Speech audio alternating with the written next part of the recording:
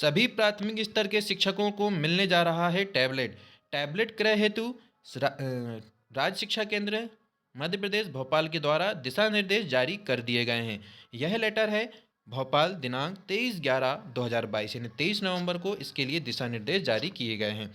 जैसे कि मैं हमने हमने बताया कि प्राथमिक स्तर के शिक्षकों को टैबलेट दिया जाने वाला है, अर्थात टैबलेट क्रय किया जाना है। तो टैबलेट क्रय करने के लिए क्या कार्रवाई है? इसके लिए प्रत्येक प्राथमिक शिक्षक को 10,000 रुपये प्रति शिक्षक की दर से प्रावधान किया गया है। इसके लिए प्रत्येक शिक्षक को 10,000 रुपये मिलने जा रहे हैं। तो टैबलेट किस तरीके से क्रय किया जाएगा और इसके लिए क्या क्या दिशा निर्देश है, आइए जानते हैं इस लेटर में। टैबलेट क्रय करने हेतु दिशा निर्देश कार्यवाही निम्नलिखित है। सबसे पहली चीज कि राज्य स्तर से निर्धारित न्यूनतम स्पेसिफिकेशन संलग्न के अनुसार टैबलेट का क्रय संबंधित शिक्षक के द्वारा किया जाएगा। यानी 10,000 रुपये आपको टैबलेट क्रय करने के लिए जो मिलेंगे, उसमें आपको इस बात का ध्यान रखना होगा कि जो भी टैबलेट आप क्रय कर रहे हैं उसमें जो न्यूनतम स्पेसिफिकेशन है जो कि इस लेटर में संलग्न किया गया है वो होना अनिवार्य होगा। दूसरा बड़ा महत्वपूर्ण निर्देश है कि टैबलेट क्रय उपरांत टैबलेट का देयक एवं स्पेसिफिकेशन एमपीएसीडीसी के सहयोग से तैयार किए गए मॉड्यूल में दर्ज किया जाएगा। यानी आपका जो आप टैबलेट लेंगे उसको और इसका जो स्पेसिफिकेशन होगा एमपीएसीडीसी के सहयोग से तैयार किए गए मॉड्यूल में दर्ज किया जाएगा। एमपीएसीडीसी तीसरा पॉइंट है, एमपीएसीडीसी के मॉड्यूल पर दर्ज देयक अनुसार अधिकतम राशि 10,000 रुपये संबंधित शिक्षक के खाते में जारी की जाएगी। जैसा मैंने बताया कि प्रत्येक शिक्षक को टैबलेट के लिए अधिकतम 10,000 तक की राशि मिलने वाली है। तो अधिकतम 10,000 तक का आप टैबलेट क्रय कर सकते हैं।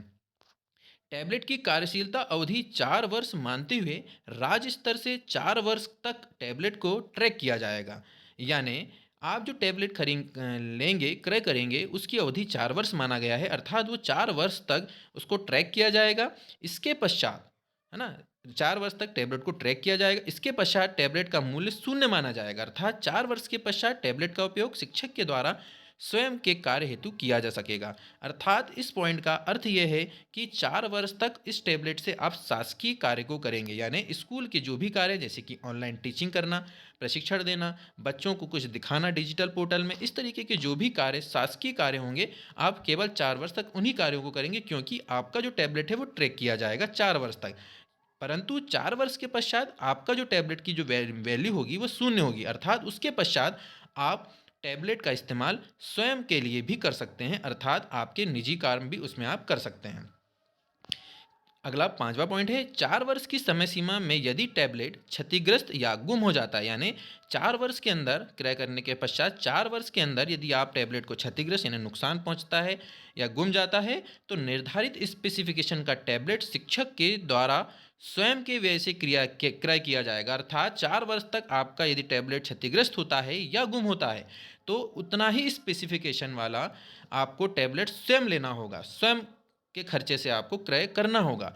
शेष कार्रवाई कंडिका 2.4 अनुसार, अर्थात बाकी चीज पूरा 2.4 के अनुसार, यानी चौथा जो पॉइंट है उसके अनुसार ही रहेगी।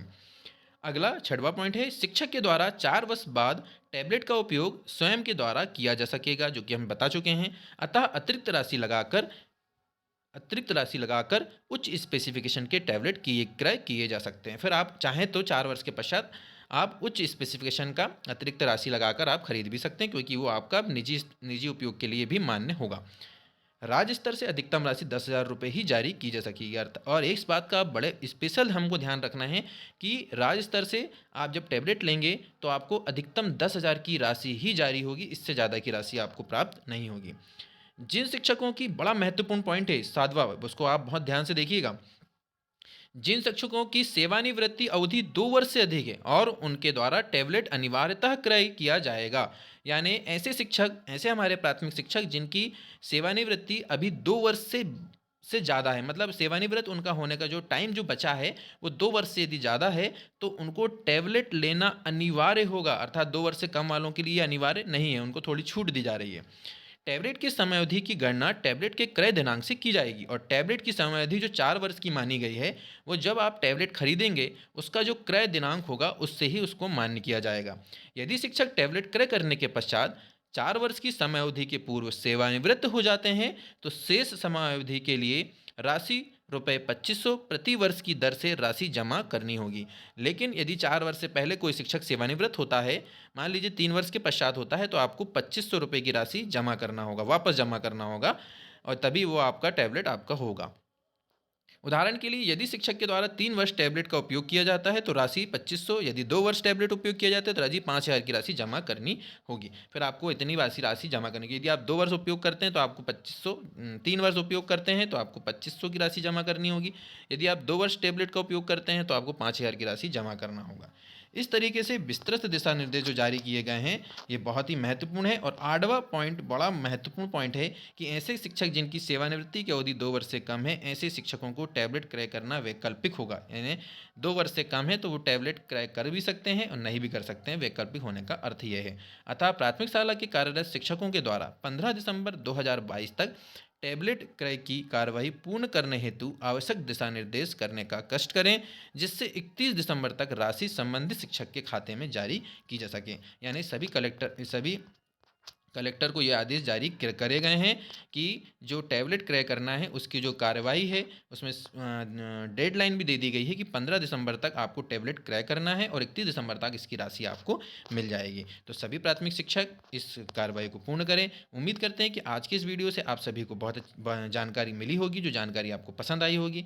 यदि आपको जानकारी अच्छी लगे तो हमारे चैनल को सब्सक्राइब कीजिए और हमारे वीडियो को लाइक कीजिए। फिर मिलेंगे नेक्स्ट वीडियो में नई जानकारी के साथ। तब तक के लिए धन्यवाद।